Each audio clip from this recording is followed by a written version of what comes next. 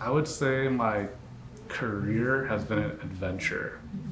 I've been through the state, I've been through healthcare, I've been through private sector, and so each of those have taught me many things. Because I think as you get older, and even in your career path, it changes because you start to understand, that's not the direction I want to take, and you start to look for different opportunities. And so you probably end up having like 3 to 4 different career changes in your professional career. So that's kind of been my experience.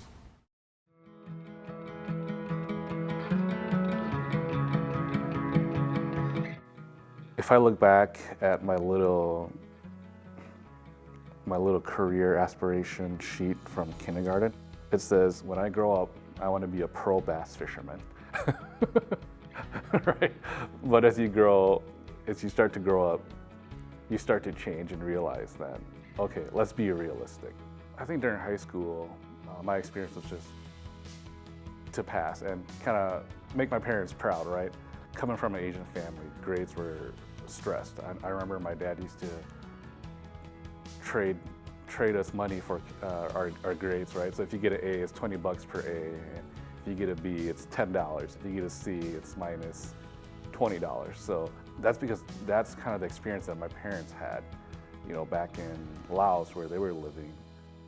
It was all about education. If you had some sort of education, you were kind of given a better rank in the army, or you were given a better position. And it's still instilled today, right?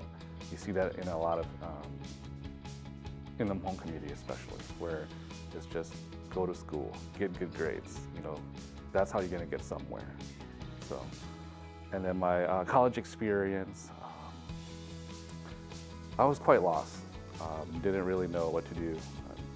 I spent a long time here doing my undergrad.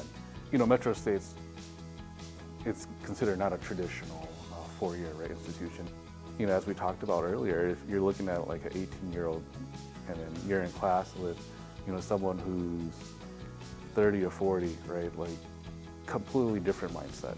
I don't even know where I was going, right? But those folks who were in class at 30 and 40, they knew exactly what they were going to, right? Because maybe some of them had families, maybe some of them had different obligations. Although at that time I consider it not fun, when I look back, it was those folks that I had classes with to really motivate me to finish my degree. Because if you look at it, a lot of them were maybe first-generation college students. Some of them were coming back after working blue-collar jobs, and they wanted to change at the age of 30 to 40. And so, if they can do it, right, why can't I do it? So those are some of the motivating factors.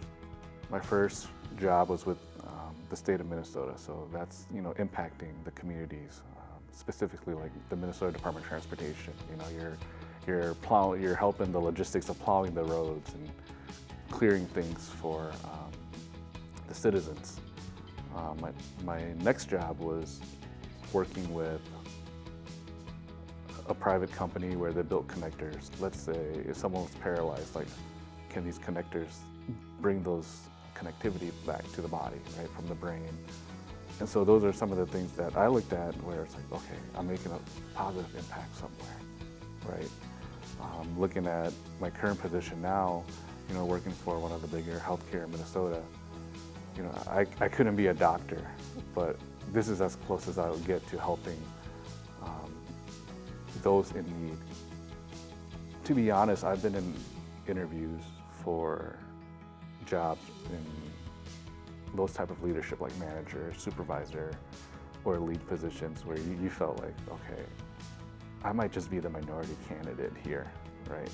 You always feel like, okay, the weight's even heavier on you, and maybe the folks who are interviewing you, they don't feel that, but that's just always like the self-conscious, because there's always been that kind of the glass ceiling, the bamboo ceiling that most folks, are facing, right? So what I would like to see is a mentor-mentee.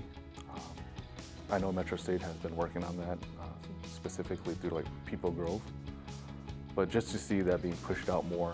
If someone was interested in my career path, right? They could contact me and say, hey, Keely, you know, what are some of the struggles that you went through? What are some of the challenges that, you know, you went through, so that I'm prepared for that, right? My advice for folks who are in the career journeys, I would say, is you're going to experience a lot of rejection. You're going to experience a lot of failure, but they're only failures if you make it a failure.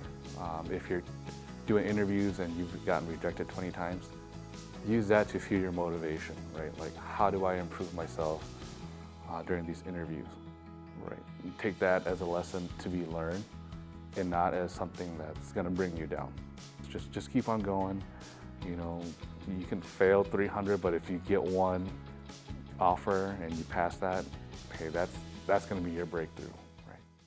Being in the Hmong American community, you know, especially being in STEM, we're starting to see a good representative. You know, there's folks who are in director and leadership position.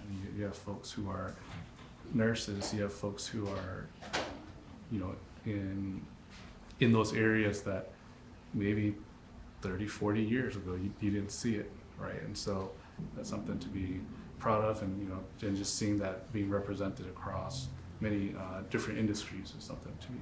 It's a proud accomplishment too.